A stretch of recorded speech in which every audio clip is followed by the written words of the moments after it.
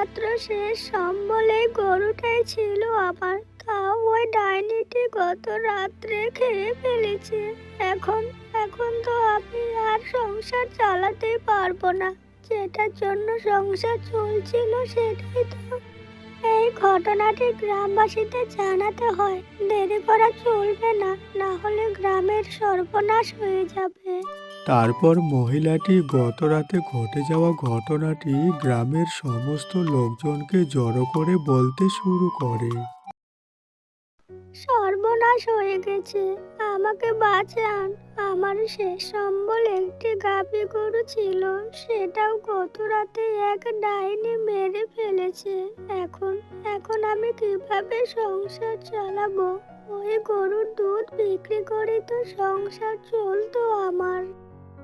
গত 3 দিন ধরে এই কথাটি আমিও শুনছি। কোনো একটা ব্যবস্থা না করলে তো ওই ডাইনিটি আমাদের গ্রামকে শেষ করে ফেলবে। কিন্তু এই ডাইনিটিকে গ্রাম থেকে কিভাবে তাড়াবো আমি তো কিছুই বুঝতে পারছি না। এখন এখন আমাকে তো না খেয়ে দিন কাটাতে হবে। ঘরে একটুকু খাবার নেই। কি করব আমি এখন কি করব বলুন?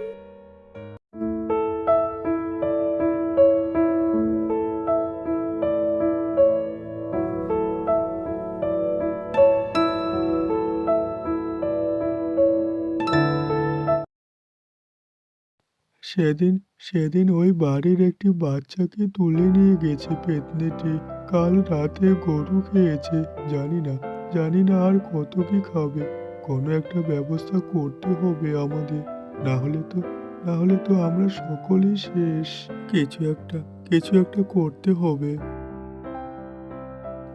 এভাবে চুপ করে বসে থেকে কোনো লাভ নেই। আমাদের সকলকে মিলে কোনো একটা বুদ্ধি বের করতে হবে। আর আমরা যদি কোনো কিছু না করি তাহলে তো ওই পেতনিটি আমাদের গ্রামকে শেষ করে ফেলবে।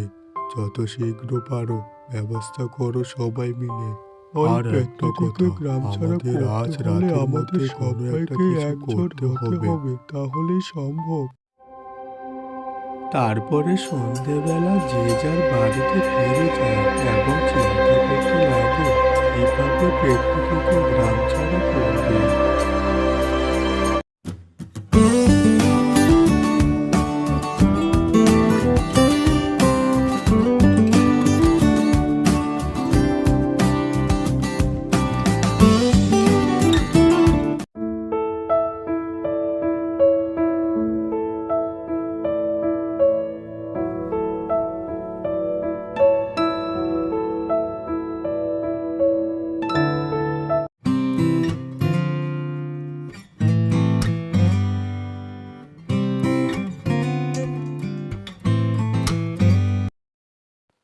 অনেক ভাবনা চিন্তা করে একটি বুদ্ধি বের করেছি। জানি না সেই বুদ্ধি কতটা কার্যকরী হবে। তোমরা সকলে ভালো করে শোনো। আজ দিনের মধ্যে তোমরা জঙ্গল থেকে একটি বাদর ধরে আনবে। তারপরে দেখো আমার খেল কিভাবে ওই পেতনিটিকে ধরি আর এই গ্রাম থেকে ছাড়া করি। সবাই বুঝলে তো আমার কথা? কিন্তু মোড়ল মশাই, আপনার বুদ্ধি তো আমি কিছুই বুঝতে পারছি না।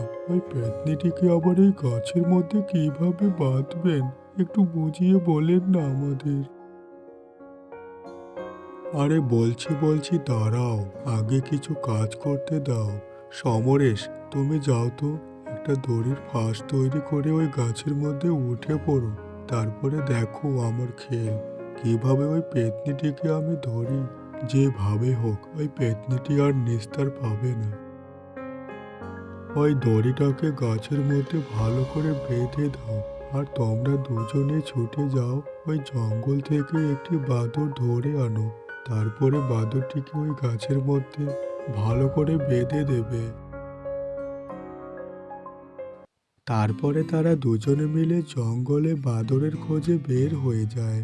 তারা সারা জঙ্গল এদিক ওদিক খুঁজে বেড়ায়।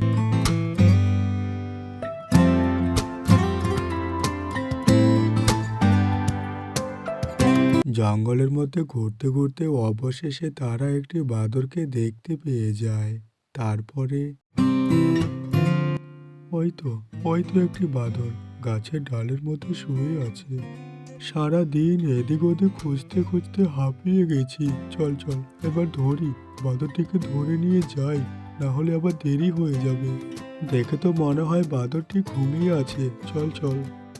হ্যাঁ হ্যাঁ, বাঁদরটি মনে হয় ঘুমাচ্ছে। সময় নষ্ট না করে যা, তাড়াতাড়ি ধর নিয়ে।